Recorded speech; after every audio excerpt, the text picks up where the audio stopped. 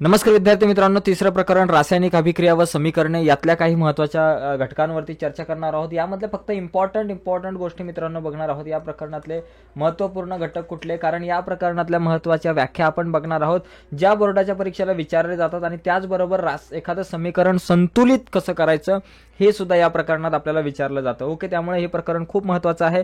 थोडक्यात आपण समजून घेण्याचा प्रयत्न करूयात, फक्त इम्पॉर्टंट पार्ट। त्यामुळे व्हिडिओ 20 ते 25 मिनिटाची असेल, परंतु पूर्ण धड्याची रिव्हिजन शॉर्टकटमध्ये होऊन जाईल। ओके, रासायनिक अभिक्रिया ज्याला आपण केमिकल रिॲक्शन म्हणतो मित्रांनो, बघा या ठिकाणी केमिकल रिॲक्शन म्हणजे रासायनिक अभिक्रिया कुठं कुठं होते?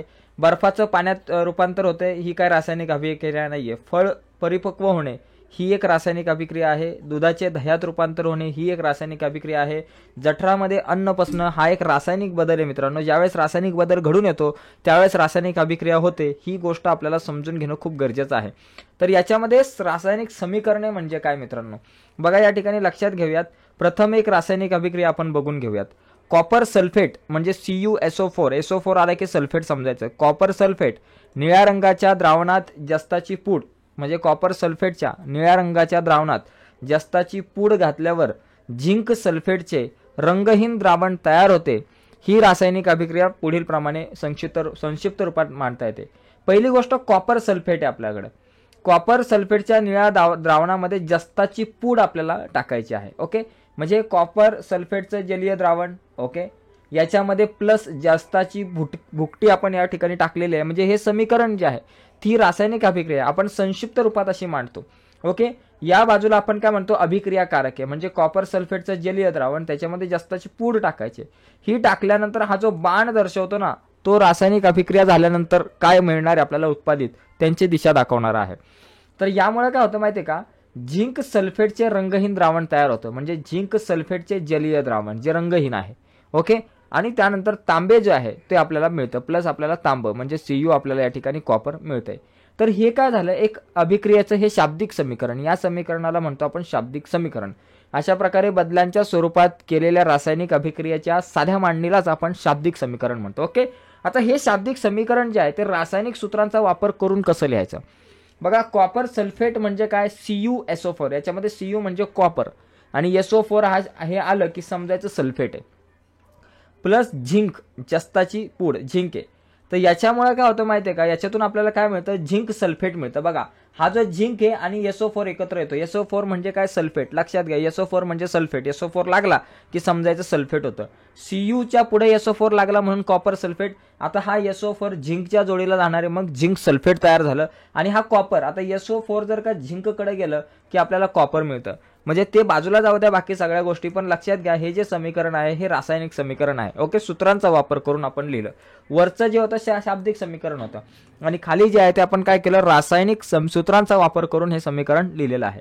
आता या समीकरणाचं लेखन करताना आपण समजून घेऊयात नेमकं काय काय करणं गरजेचं आहे। बघा समीकरणाचं लेखन कसं करायचं, रासायनिक समीकरण लिहिताना अभिक्रियाकारके डाव्या बाजूला तर उत्पादिते उजव्या बाजूला आपल्याला आपण लिहितो। आता बघा अभिक्रियाकारके या ठिकाणी डाव्या बाजूला लिहिली, ही दोघं जण, म्हणजे या दोघांमध्ये अभिक्रिया होणार आहे, आणि अभिक्रिया झाल्यानंतर हे उत्पादन मिळणार आहे। काय मिळणार आहे उत्पादन, ZnSO4 प्लस Cu हे उत्पादन मिळणार आहे, उत्पादिते। उजव्या बाजूला जी असतात त्यांना उत्पादिते म्हणतात, आणि डाव्या बाजूला जी असतात त्यांना आपण काय म्हणतो, अभिक्रियाकारके। ओके, ज्यांच्यामध्ये अभिक्रिया होते ते अभिक्रियाकारके। ओके, आता बघा अभिक्रियाकारकांपासून उत्पादनाच्या दिशेने जाणारा बाण या दोघांमध्ये काढतात, म्हणजे अभिक्रियाकारकापासून उत्पादिकांच्या दिशेने जाणारा बाण जो आहे तो या ठिकाणी आपण असा लिहित असतो। ठीक आहे, आता पुढे बघा या ठिकाणी आणखी पुढचा मुद्दा, जर 2 किंवा अधिक अभिक्रियाकारके जर आपल्याकडे असतील, 2 किंवा त्यापेक्षा अधिक अभिक्रियाकारके जर आपल्याकडे असतील तर त्यांच्यामध्ये आपण अधिक चिन्हाचा वापर करतो। ओके, जसं वरच्या आपण याच्यामध्ये केला होता। त्यानंतर रासायनिक समीकरण जास्त माहितीपूर्ण बनवण्यासाठी अभिक्रियाकारके आणि उत्पादिते यांच्या भौतिक अवस्था समीकरणात नमूद करतात। उदाहरणार्थ जर वायुरूप अवस्था असेल तर आपण G म्हणजे गॅस वापरतो, गॅस म्हणजे G। ओके, इंग्लिशमध्ये गॅस म्हणतात वायूला। द्रवरूप म्हणजे L लिक्विड, ओके, आणि स्थायी रूप म्हणजे S, त्याला आपण सॉलिड म्हणतो। ओके, आणि त्यानंतर तसेच उत्पादित वायुरूप असेल तर G ऐवजी अशी वरची दिशा दाखवणाऱ्या बाणाने दर्शवता येतं। ओके, आणि उत्पादित अभिद्राव्य स्थायी रूपात झाले असेल तर S लिहून असा खालच्या दिशेने बाण होतो। तर या सगळ्या गोष्टी आता आपण नको समजून घ्यायला जरा, बघा इथं बघा इथं ॲक्विक आहे. ॲक्विक केव्हा माहिती आहे का, जलीय द्रावण असेल तर ॲक्विक. बघा इथं AQ वापरलं कारण जलीय द्रावण आहे, म्हणजे CuSO4 कॉपर सल्फेटचं जलीय द्रावण होतं म्हणून इथं ॲक्वा असं वापरलं. आणि झेडियन यस काय सॉलिड आहे, जास्ताची जी पूड आहे ती कशी आहे सॉलिड आहे, एकदम स्थायी रूपात आहे म्हणून झेडियन वापरला. आणि नंतर झेडियन SO4 आपल्याकडे मिळालं, झिंक सल्फेट आपल्याला मिळालं, त्यामुळे इथं ते जलीय द्रावण मिळतं. आणि कॉपर जो आहे तो आपल्याला सॉलिड स्वरूपामध्ये मिळतो म्हणून S या ठिकाणी वापरलंय. आता पुढचा मुद्दा, जेव्हा रासायनिक अभिक्रिया घडण्यासाठी बाहेरून उष्णता ज्यावेळेस आपण देतो त्यावेळेस मध्ये हे उष्णतेचं त्रिकोणाचं चिन्ह आपण या ठिकाणी देतो. ओके, तर हे लक्षात घ्या. बाकी जास्त गोष्टी यांच्यामध्ये काही इम्पॉर्टंट नाही. आपण जे काही महत्त्वाचे घटक आहेत ना मित्रांनो तेच आपण बघूयात. आता रासायनिक अभिक्रिया संतुलित कशी करायची ते आपण बघूयात. आता इथं बघा हे एक रासायनिक समीकरण आहे. आता याला संतुलित करायचंय. समजा हे रासायनिक समीकरण संतुलित आहे का ते चेक करा पहिलं. बघा इथं दिलंय संतुलित आहे का. आता आपण काय करू, अणुसंख्या मोजूयात. डाव्या बाजूला आणि उजव्या बाजूला दोन्ही बाजूला जर का अणुसंख्या सारखी असेल तर ते रासायनिक समीकरण संतुलित असतं, अन्यथा ते रासायनिक समीकरण संतुलित नसतं. ओके, आता सोडियमचा विचार करू. सोडियम डाव्या बाजूला किती आहे, 1 आहे. एकच सोडियम आहे डाव्या बाजूला, त्याची अणुसंख्या 1 आहे म्हणून इथे 1 लिहिलं. आणि उजव्या बाजूला बघा Na2 म्हणजे 2 आहे म्हणून या ठिकाणी 2 लिहिलं. ठीक आहे, त्याच्यानंतर आता आपण ओचा विचार करू, ऑक्सिजनचा. ऑक्सिजन डाव्या बाजूला किती, हा 1 आणि हा 4, एकूण 5 आहेत मग 5 लिहिलं. उजव्या बाजूला ऑक्सिजन किती, हे 4 आणि हा 1 5 आहे, ऑक्सिजन बरोबर आहे. त्यानंतर हायड्रोजनचा विचार करू. डाव्या बाजूला हा 1 आणि हे 2 किती झाले बाबा, 3 आहेत मग इथं 3. उजव्या बाजूला किती हायड्रोजन आहे, फक्त H2 म्हणजे 2च हायड्रोजन आहे. ठीक आहे, आणि त्याच्यानंतर यस किती बाबा, इकडे बघा यस इथं 1 आहे आणि पलीकडे किती बाबा, 1च आहे. यस पण काय बाबा या ठिकाणी 1च आहे. आता आपल्याला या ठिकाणी काय करायचं मित्रांनो लक्षात घ्या. या ठिकाणी प्रॉब्लेम कुठं आहे, संतुलित करताना दोन्ही बाजूला समान पाहिजेत ना आपल्याला घटक. सोडियम या ठिकाणी जर आपण बघितलं तर सोडियम जो आहे तो डाव्या बाजूला 1च आहे, सोडियमचा अणू जो आहे 1च आहे आणि उजव्या बाजूला 2 आहे, म्हणजे सोडियम आपल्याला 2 करणं गरजेचं आहे. मग आपण सोडियम 2 करण्यासाठी कुठल्या बाजूला 2 करायचे, 1चे डाव्या बाजूला, म्हणजे या बाजूला 1चे आपल्याला 2 करायचे. मग 2 करण्यासाठी हा जो सोडियम आहे त्याच्या बाजूला सरळ 2 लिहा. सोडियम किती झाले, 2 झाले. ओके, सोडियम 2 झाले, म्हणजे सोडियम तर 2 या ठिकाणी झाले, पण सोडियम 2 झाल्यानंतर मित्रांनो आता ऑक्सिजन किती झाले, ऑक्सिजन इथं बघा हे ऑक्सिजन 2 आणि हे ऑक्सिजन 4, 6 ऑक्सिजन झाले या बाजूला. 5च्या ऐवजी ऑक्सिजन 6 झाले आणि उजव्या बाजूला तर 6चे. अजून हायड्रोजन पण वाढला. हायड्रोजन काय झाला बा, एकाचा हायड्रोजन किती झाला, इथं 2 झाले हायड्रोजन, हे 2 आणि हे 2 4 झाले, म्हणजे 3चे हायड्रोजन 4 झाले. आणि यस जो आहे तो जसाच्या तसा 1च आहे. हा एक प्रॉब्लेम झाला. आता थोडंसं आपल्याला अजून पुढे जाणं गरजेचं आहे, 1 मिनिट फक्त. हां, तर आता यानंतर जर आता आपण विचार केला अजून थोडंसं आता पुढे आपल्याला जाणं गरजेचं आहे. आता संतुलित समीकरण करण्यासाठी सगळीकडे घटक सारखे. सोडियमचा प्रॉब्लेम सॉल्व्ह झाला, पण ऑक्सिजनचा प्रॉब्लेम आणि हायड्रोजनचा प्रॉब्लेम निर्माण झाला. आता कुठं कमी आहेत, उजव्या बाजूला कमी आहेत. डाव्या बाजूला ऑक्सिजन 6, उजव्या बाजूला 5 आहे, म्हणजे इथं 1 वाढला पाहिजे. हायड्रोजन डाव्या बाजूला तुम्हाला 4 दिसतात, उजव्या बाजूला 2 आहे, उजव्या बाजूला 2 आहे, म्हणजे इथं तुम्हाला हायड्रोजन किती झाले पाहिजे, इथे अजून 2 वाढले पाहिजे, इथं 1 वाढला पाहिजे तुमचा ऑक्सिजन. मग आता आपण काय करू, हायड्रोजन इथे 4 आहेत, इथे 2 आहेत ना उजव्या बाजूला, तर डाव्या बाजूला 4 आहेत ना, तर उजव्या बाजूला पण 4 पाहिजे, म्हणजे या बाजूला हायड्रोजन 4 आहेत. मग इकडे 4 करण्यासाठी हायड्रोजन H2 आहे ना, इथं तुम्ही 2 लिहा, म्हणजे झाले इथं हायड्रोजन 4. आता तुम्ही विचार करा, आता उजव्या बाजूला आणि डाव्या बाजूला बघा अशा प्रकारे 2-2 वाढून ते तुमचं डोकं लावून त्याला संतुलित करायचं असतं. बघा NaOH, आता इथे बघा, इथे तुम्ही 2 ज्यावेळेस ऍड करता, हे 2 ऍड केल्यामुळे आता काय झालेलं आहे बघा, तुमचं 2 ऍड जेव्हा केले इथे तुम्ही 2 वाढवले, त्यावेळेस बघा आता या ठिकाणी सगळं काही संतुलित झालेलं आहे. हायड्रोजन बघा उजव्या बाजूला 4 आहेत, हे 2 आणि 2 4, डाव्या बाजूला पण हे 2 आणि हे 2 4 झाले हायड्रोजन. ओके, ऑक्सिजन किती झाले, हे 2 ऑक्सिजन झाले, इथं 2 लावायला लागला ना पलीकडं, म्हणजे हे ऑक्सिजन तुमचे 2 झाले, 2 ऑक्सिजन आणि हे 2 6, हे 4 6 ऑक्सिजन झाले. आणि डाव्या बाजूला पण हे 4 आणि हे 2 6 ऑक्सिजन झाले. म्हणजे आता इथं समीकरण जे आहे ना ते पूर्णपणे मित्रांनो या ठिकाणी तुमचं संतुलित झालेलं आहे. आता तुम्ही नीट बघा, इकडं अलीकडं पलीकडं 2-2 ऍड केल्यानंतर आता समीकरण कसं संतुलित झाले बघा. आता सोडियमचा जर विचार केला तर सगळ्यांचा विचार करा बघा, डावी बाजू उजवी बाजू सगळ्यांची चेक करा. तर हे बाकी सगळं मी या ठिकाणी खोडतो. आता संतुलित समीकरण जे आहे ते संतुलित झालंय की नाही ते नीट आता तुम्ही समजून घ्या. लक्षात आलं असेल, तुमच्या नसेल आले तर पुन्हा एकदा व्हिडिओ बघा.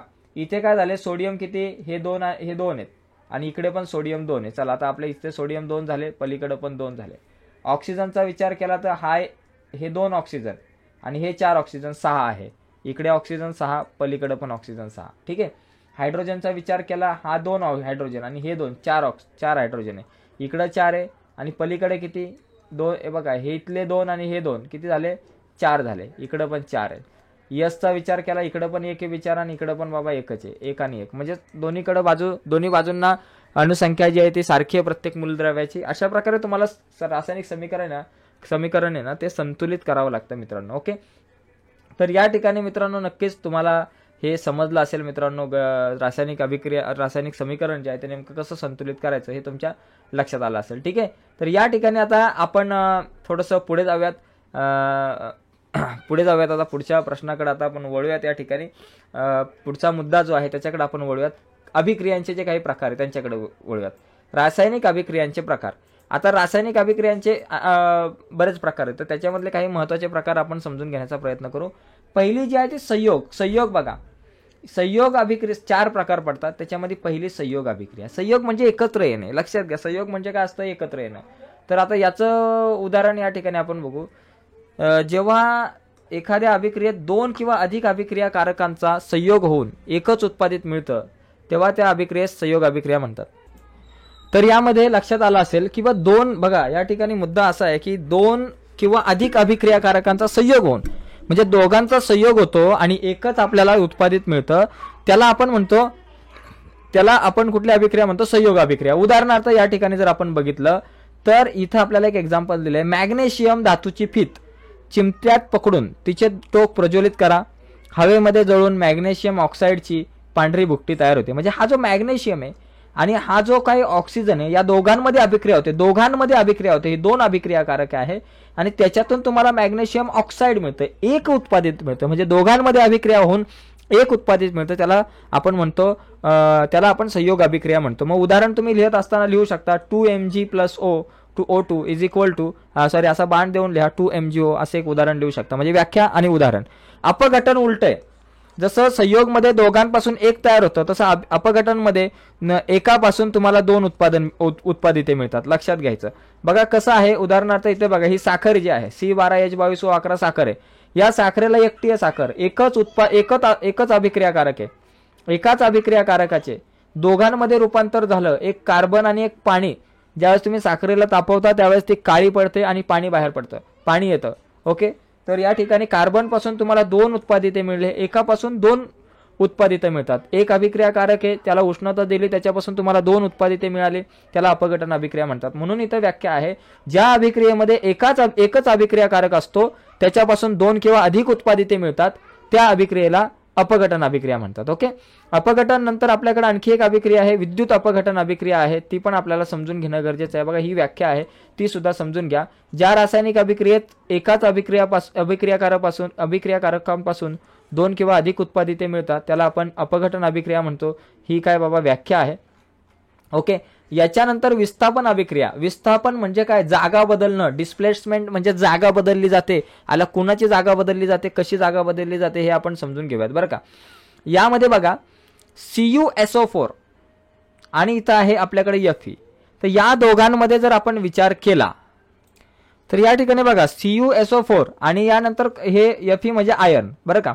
आता यामध्ये काय होतं की विस्थापन अभिक्रिया म्हणजे काय बाबा, जेव्हा इथं व्याख्या बघा, जेव्हा एका संयुगातील कमी अभिक्रियाशील मूलद्रव्याच्या आयनाची जागा दुसरे जास्त अभिक्रियाशील मूलद्रव्य स्वतः आयन बनवून घेते त्या रासायनिक अभिक्रियेला विस्थापन अभिक्रिया म्हणतात. आता याच्यामध्ये जर Cu आणि Feचा जर तुम्ही विचार केला, कॉपर आणि आयर्नचा, याच्यामध्ये जास्त अभिक्रियाशील कोण आहे बाबा, आयर्न आहे. मग आयर्न काय करतो की हा जो कमी अभिक्रियाशील आहे, हा आयर्न म्हणजे जास्त अभिक्रियाशील म्हणजे मोठा दादा आहे, मोठा बॉस आहे. हा काय करतो, Cuला म्हणतो चल उठ चल तू इथून, मला तुझी जागा घ्यायची. मग तो काय करतो, FeSO4 बनतं, आयर्न सल्फेट बनतं. हा काय करतो, कॉपरची जागा घेतो आणि कॉपरला एक लात मारून पुढे पाठवतो. मग कॉपर बिचारा आपला एकटा बाजूला होतो. म्हणजे ज्या अभिक्रियेमध्ये जास्त क्रियाशील अभिक्रियाकारक जे आहे ते कमी क्रियाशील अभिक्रियाकारकाची जागा घेतं. म्हणजे Cuची जागा घेतलेली आहे Feने, आयर्नने घेतलेली आहे जागा. आलं लक्षात तुमच्या.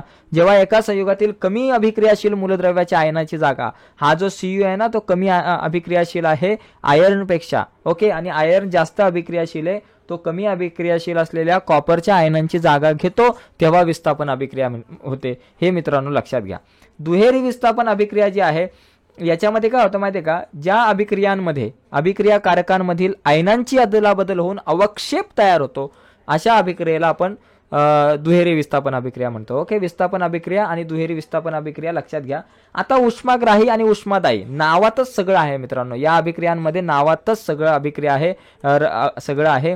कारण कसं आहे मित्रांनो, लक्षात घ्या, या अभिक्रिया ज्या आहेत, विविध अभिक्रिया व अभिक्रियांमध्ये उष्णतेचे आदान प्रदान होते. त्यावरून प्रक्रिया व अभिक्रियांचे दोन प्रकार पडतात, उष्माग्राही व उष्मादायी. बघा, अभिक्रिया ज्यावेळेस होते त्यावेळेस कधी कधी उष्णता शोषली जाते किंवा कधी कधी उष्णता बाहेर फेकली जाते. आता इथं बघा, बर्फ वितळणे, पोटॅशियम नायट्रेट पाण्यात विरघळणे, त्याचबरोबर पाण्यापासून बर्फ तयार होणे, सोडियम हायड्रॉक्साईड पाण्यात विरघळणे, हे सगळे भौतिक बदल आहे. आता आपण उष्मादायी व उष्माग्राही अभिक्रिया ज्या आहेत त्यांच्या व्याख्या या ठिकाणी समजून घेऊयात.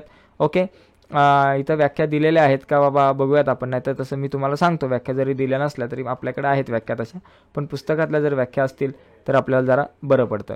ओके, बघा या ठिकाणी काय आहे की ज्या अभिक्रियेमध्ये बाहेरची उष्णता शोषली जाते त्या अभिक्रियेला उष्माग्राही अभिक्रिया म्हणतात, उष्माग्राही प्रक्रिया म्हणतात. म्हणजे जेव्हा NaOH पाण्यामध्ये विरघळलं तेव्हा उष्णता बाहेर टाकली गेली, त्याच्या तापमानात वाढ झाली. म्हणजे ज्या प्रक्रियांमध्ये उष्णता बाहेर टाकली जाते त्या प्रक्रियांना उष्मादायी अभिक्रिया म्हणतात. म्हणजे ज्या अभिक्रियेमध्ये उष्णता बाहेर टाकली जाते त्याला उष्मादायी अभिक्रिया म्हणतात.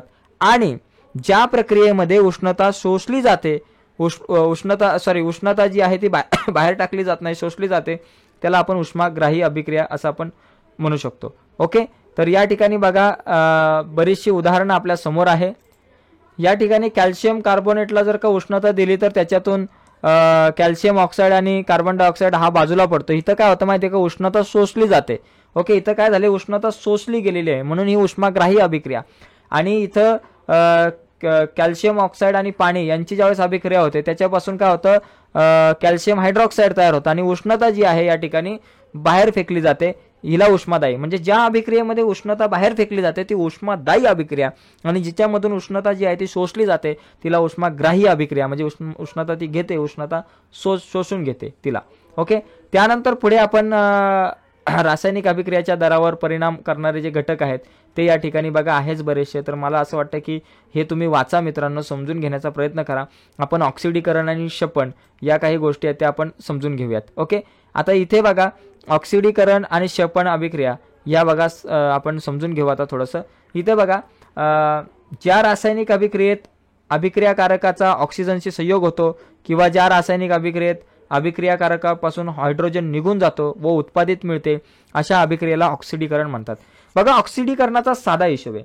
एखादी अभिक्रिया होत असताना एकतर ऑक्सिजन सोबत त्याचा एक संयोग होतो, ऑक्सिजन सोबत संयोग होतो, ऑक्सिजन येतो, किंवा हायड्रोजन निघून जातो, हायड्रोजन निघून गेला ना तरी ती ऑक्सिडीकरण अभिक्रिया, आणि ऑक्सिजन आला तर ती ऑक्सिडीकरण अभिक्रिया. बघा इथं 2Mg + O 2MgO म्हणजे magnesium plus oxide magnesium oxide झालं. इथं ऑक्सिजनचा स्वीकार केला, ऑक्सिजन काय केलेला आहे, स्वीकार केलेला आहे. इथं C आणि CO, इथं कार्बन आणि O2 म्हणजे ऑक्सिजन CO2, इथं पण ऑक्सिजनचा स्वीकार केला.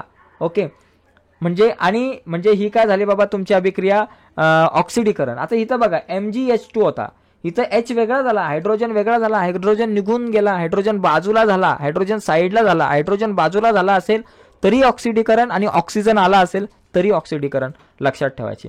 आणि क्षपण जे आहे याच्या उलटी, रिडक्शन याच्या उलटी, तिथं ऑक्सिजन बाहेर निघून जातो आणि हायड्रोजनचा स्वीकार केला जातो, ती क्षपण अभिक्रिया. म्हणजे ज्या अभिक्रियेमध्ये आता बघा ऑक्सिडीकरण म्हणजे काय, ज्या अभिक्रियेमध्ये ऑक्सिजनचा संयोग होतो, अभिक्रियाकारकाचा ऑक्सिजनशी संयोग होतो, आणि किंवा ज्या रासायनिक अभिक्रियेत अभिक्रियाकारकापासून हायड्रोजन निघून जातो तिला आपण ऑक्सिडीकरण अभिक्रिया म्हणतो. ओके, आता याच्यामध्ये आपण बरेचशी उदाहरणं या ठिकाणी आपण बघू शकतो. तुम्ही वाचा मित्रांनो, वाचून बऱ्याचशा गोष्टी समजून घेण्याचा प्रयत्न करा. ओके, आता इकडे क्षरण आहे. क्षरण म्हणजे काय बाबा, तुम्ही समजा एखादा खिळा जो आहे, खिळा पाण्यात जर बराच वेळ ठेवला किंवा मिठाच्या द्रावणामध्ये ठेवला, हवेमध्ये ठेवला, तर तुम्हाला तो खिळा जो आहे तो कालांतराने तो गंजून जातो, त्यालाच आपण काय म्हणतो, क्षरण म्हणतो. ओके. बाकी याच्यात एवढं काय नाही. खवटपणा म्हणजे काय, जुनं शिल्लक राहिलेलं खाद्यतेल ज्यावेळेस आपण नुसतं डब्यामध्ये तसंच ठेवतो तर त्याला खवटपणा होतो, निर्माण होतो. ओके. त्याच्यामुळं इथे एक उदाहरणार्थ बघा, एक असा एक प्रश्न आपल्याला येतो की ठीक आहे, बघूयात आपण त्या प्रश्नांवरती आपण नंतर डिटेल्समध्ये वाटलंच तर बोलूयात. पण खवटपणा जो आहे ही व्याख्या पण तुम्ही पाठ करा, तुम्ही वाचून घ्या मित्रांनो. तर माझ्याकडून तर एवढेच मुद्दे होते. मी जास्त मोठी व्हिडिओ बनवत नाहीये. मला जेवढं एक्सप्लेन करायचं होतं तेवढं मी केलं. या प्रकरणामध्ये रासायनिक अभिक्रिया ज्या आहेत त्यांचे प्रकार तुम्ही समजून घ्या, त्याचबरोबर त्यांच्या व्याख्या समजून घ्या, त्यांची उदाहरणं समजून घ्या आणि रासायनिक समीकरण संतुलित कसं करायचं हे सुद्धा आपण बघितलेलं आहे. ते पुन्हा एकदा वाचा, समजून घ्या. नक्कीच व्हिडिओ आवडले असेल तर व्हिडिओला लाईक करा, नवीन असाल तर चॅनल सबस्क्राईब करून त्या बाजूला असलेलं बेलचं बटन आत्ताच दाबा. आणि या अगोदर आपण पहिल्या दुसऱ्या प्रकरणावर चर्चा केली, अगोदरची प्रकरणं नसतील बघितली तर व्हिडिओच्या खाली डिस्क्रिप्शनमध्ये जा आणि दिलेल्या लिंकवर क्लिक करा. अगोदरची जी प्रकरणं आहेत ती तुम्हाला पाहायला मिळतील. ओके मित्रांनो, बाय, सगळ्यांना धन्यवाद.